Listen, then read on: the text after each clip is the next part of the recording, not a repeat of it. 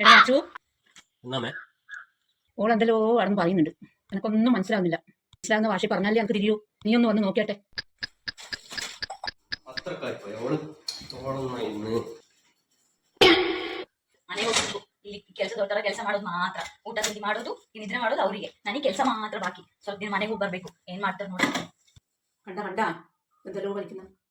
എന്താ ഒന്നുമില്ല, ഗ്ലാസ് വെക്കാൻ വേണ്ടി വന്നു.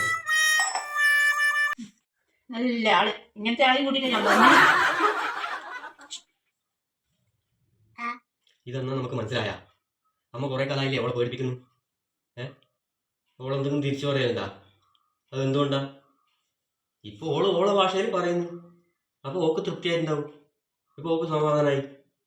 മനസ്സിലായ?